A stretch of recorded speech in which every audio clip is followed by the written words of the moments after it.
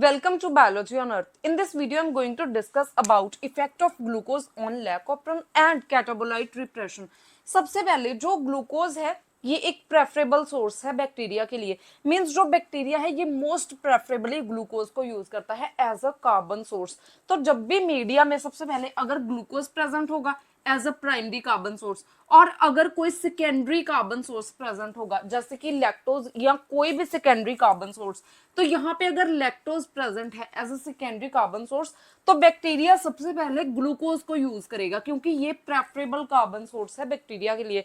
जब एक बार ग्लूकोज जो है ये डिप्लीट हो जाएगा या पूरी तरह से कंज्यूम हो जाएगा तो उसके बाद ही जो बैक्टीरिया है ये लैक्टोज को यूज करना स्टार्ट करेगा। जब तक बैक्टीरिया ग्लूकोज को कंज्यूम कर रहा है तब तक यहाँ पे जो लैक्टोज है इसकी कंजप्शन बहुत कम होगी या फिर बिल्कुल नहीं होगी। तो सबसे पहले यहाँ पे this is called the diauxic growth.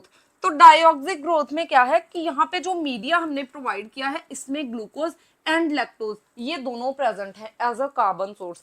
तो सबसे पहले बैक्टीरिया यहाँ पे ग्लूकोज को यूज करेगा। तो यहाँ पे ये एक this is lag phase. Lag phase वो फेज है सेल ग्रोथ का, बैक्टीरियल सेल ग्रोथ का, जब तक जो बैक्टीरिया है ये अभी इन्वायरमेंट में एडजस्ट हो रहा है। बैक्टीरिया की ग्रोथ हो रही है लेकिन डिवीजन प्रोसेस अभी तक स्टार्ट नहीं हुई। तो यहाँ तक जो बैक्टीरियल सेल हैं ये ग्रो कर रहे हैं, ये इनका वॉल्यूम इंक्रीज कर रहा है लेकिन ये डिवाइड नहीं हो रहे। उसके बाद this is called exponential phase. तो यहाँ पे जो बैक्टीरिया हैं ये कॉन्टिन्यूसली डिवाइड करेंगे और इनका नंबर इंक्रीज हो रहा है। So that's why this is called exponential phase. तो सबसे पहले ग्लूकोज की यूटिलाइजेशन होगी और जब मीडिया में ग्लूकोज प्रेजेंट होता है तो ग्लूकोज से यहाँ पे एटीपी मींस एनर्जी की फॉर्मेशन होती है जब ग्लूकोज मेटाबोलाइज होता है। तो अगर एटीपी की फॉर्मेशन हो रही है तो जो साइक्लिक एएमपी है इनका लेवल जो है ये डिक्रीज हो जाएगा। लेकिन जब यहाँ पे एक बार जो ग्लूकोज है यहाँ पे ग्लूकोज पूरी तरीके से कंज्यूम हो चुका है, सो इस साइड में ग्लूकोज डिप्लीट हो चुका है या फिर ग्लूकोज कंज्यूम हो चुका है, तो अब बैक्टीरिया जो है ये लैक्टोज को यूज करना स्टार्ट करेगा। तो यहाँ पे जो लैक्टोज है ये एक लैग फेज शो कर रहा है। मींस यहाँ पे जो बैक्टीरिया है ये सबसे पहले एक्लेमेटाइज हो रहे हैं इस एनवायरनमेंट में लैक्टोज को यूज करने के लिए, और यहाँ पे भी सिमिलरली ग्रोथ हो रही है लेकिन डिवीजन नहीं हो रही। उसके बाद इन दी लॉग फेज और एक्सपोनेंशियल ग्रोथ फेज यहाँ पे जो बैक्टीरिया है ये एक्टिवली डिवाइड करेंगे और इनका नंबर इंक्रीज होगा। तो यहाँ पे सेकेंड फेज में लैक्टोज यूटिलाइज हो रहा है, इसे हम बोलते हैं डायऑक्सिक ग्रोथ। दो लैग फेज यहाँ पे शो हो रहे हैं। एक लैग फेज जो है ये ग्लूकोज की वजह से है और दूसरा लैग फेज जो है ये लैक्टोज की वजह से शो हो रहा है। So this is called the diauxic growth. And यहाँ पे जो कैटाबॉलिक रिप्रेशन का प्रोसेस है, कैटाबॉलिक रिप्रेशन के लिए यहाँ पे एक प्रोटीन चाहिए which is called the CAP protein, catabolite activator protein. Now ये जो कैटाबोलाइट एक्टिवेटर प्रोटीन है इसकी एक्टिवेशन के लिए यहाँ पे साइक्लिक एएमपी चाहिए। हमें पता है कि जब यहाँ पे ग्लूकोज का लेवल ज्यादा होगा तो जो साइक्लिक एएमपी है इसका लेवल कम हो जाएगा। तो जब यहाँ पे साइक्लिक एएमपी का लेवल कम हो जाएगा तो जो सीएपी है ये एक्टिव फॉर्म में नहीं जा पाएंगे। नाउ यहाँ पे जो सीएपी है ये लैक ओपरन के लिए एक पॉजिटिव रेगुलेशन का काम करता है। जब यहाँ पे सीएपी एक्टिवेट होते हैं तो जो लैक ओपरन है इसकी ट्रांसक्रिप्शन बहुत ज्यादा इंक्रीज हो जाती है। तो जब तक यहाँ पे ग्लूकोज प्रेजेंट है ये यहाँ पे लैक्टोज को, लैक ओपरन को ऑन नहीं होने देगा क्योंकि ये सीएपी को इनएक्टिव फॉर्म में रहेगा। इसे हम बोलते हैं catabolic repression. So this is called the catabolite repression. Catabolite repression is regulatory mechanism by which the expression of gene required for utilization of secondary source is prevented by presence of preferable substrate. यहाँ पे secondary source कौन सा है? Lactose, और preferable substrate कौन सा है? Glucose. तो यहाँ पे जो ग्लूकोज है ये प्रिवेंट कर रहा है सेकेंडरी सोर्स के यूटिलाइजेशन को क्योंकि उसका जीन एक्सप्रेशन को ये रोक रहा है। तो यहाँ पे जो ग्लूकोज है ये रिप्रेस कर रहा है activation of CAP which is also called CRP, that is CMP receptor protein. तो जो सीआरपी एंड सीएपी है ये सेम है, सेम कंपाउंड है, मीन सेम प्रोटीन के दो नेम्स है। नाउ लैक ओपरन जो है सबसे पहले इसमें यहाँ पे पॉजिटिव रेगुलेशन होती है। तो जो पॉजिटिव रेगुलेशन है ये सीएपी प्रोटीन की वजह से हो रही है। तो जब यहाँ पे जो सीएपी प्रोटीन है इसकी एक्टिवेशन नहीं होगी, पॉजिटिव रेगुलेशन नहीं होगी, तो इसलिए जो ट्रांसक्रिप्शन रेट है ये डिक्रीज हो जाएगा then basal transcription rate. Now अब हम डिस्कस करेंगे about the effect of glucose and lactose on lac operon. तो यहाँ पे डिफरेंट केसेस को हम आज स्टडी करेंगे। सबसे पहले फर्स्ट केस में क्या है, यहाँ पे ग्लूकोज एब्सेंट है और जो लैक्टोज है ये भी एब्सेंट है।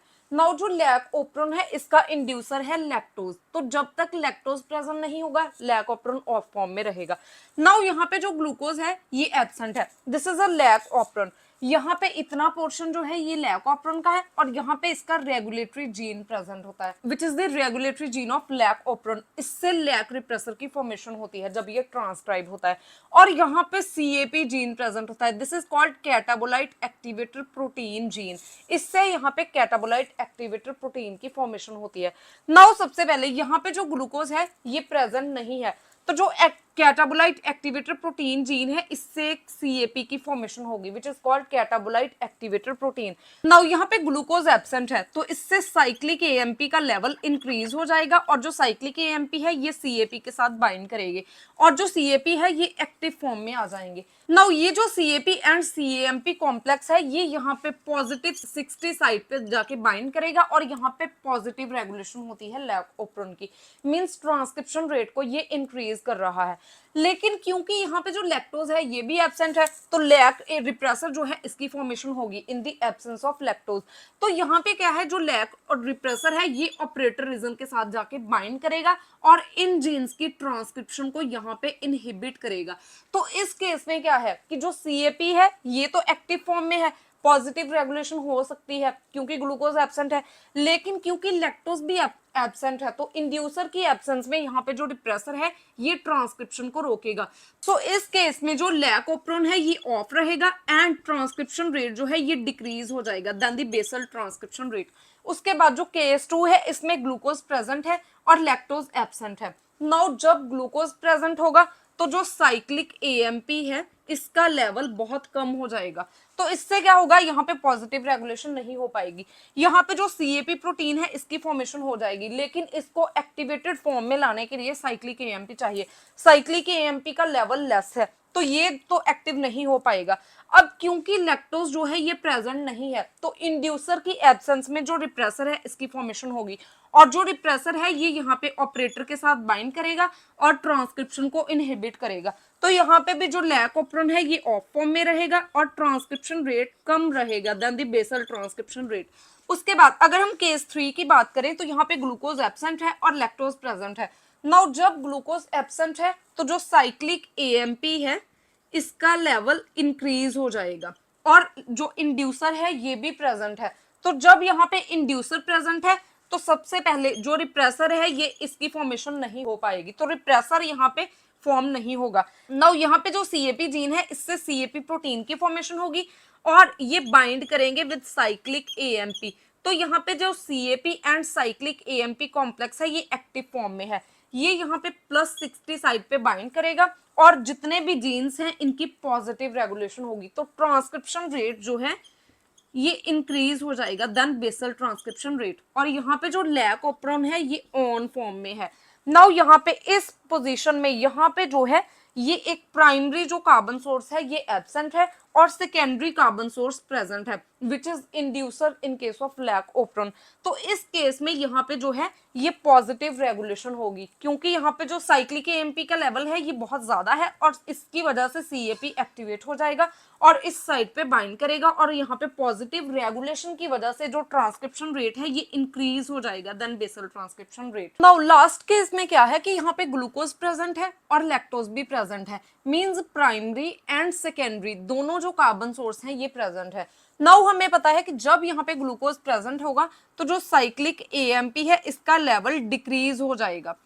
तो यहाँ पे अगर साइक्लिक एएमपी का लेवल कम है तो जो सीएपी है ये एक्टिवेट नहीं हो पाएंगे, तो ये इनएक्टिव फॉर्म में रहेंगे और इस पोजीशन में बाइंड नहीं कर पाएंगे। और यहाँ पे लैक्टोज प्रेजेंट है, लैक्टोज इज अ इंड्यूसर, यहाँ पे जो लैक रिप्रेसर है ये नहीं बनेगा। जब यहाँ पे लैक रिप्रेसर नहीं बनेगा तो ये ऑपरेटर रीजन के साथ बाइंड नहीं कर पाएगा, और यहाँ पे जो आरएनए पॉलीमरेज है ये ट्रांसक्रिप्शन को कैरी आउट करेंगे, और जो सभी स्ट्रक्चरल जीन्स हैं इनकी यहाँ पे ट्रांसक्रिप्शन हो जाएगी। नाउ यहाँ पे ग्लूकोज प्रेजेंट है, तो ग्लूकोज की प्रेजेंस में जो सीएपी है ये इनएक्टिव फॉर्म में रहेगा। मींस जो लैक ऑप्रोन है इसकी यहाँ पे जो पॉजिटिव रेगुलेशन है ये नहीं हो पाएगी, तो यहाँ पे कोई भी पॉजिटिव रेगुलेशन नहीं होगी। तो अगर यहाँ पे पॉजिटिव रेगुलेशन नहीं होगी तो जो लैक ऑप्रोन है ये ऑन फॉर्म में है, लेकिन यहाँ पे जो ट्रांसक्रिप्शन रेट है it is equal to basal transcription rate, क्योंकि यहाँ पे कैप ये यहाँ पे इनएक्टिव फॉर्म में है। तो इस तरीके से जब तक पॉजिटिव रेगुलेशन नहीं होगी तो ट्रांसक्रिप्शन रेट जो है ये equal to basal transcription rate रहेगा।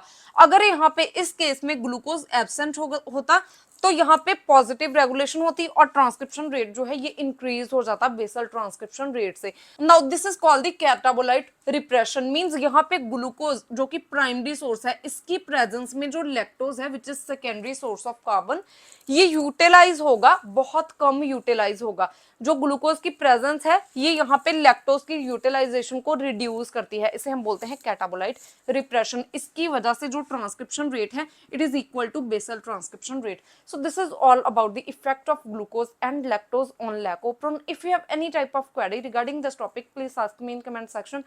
And if you find the content useful, please like and share the video and subscribe my channel Biology on Earth.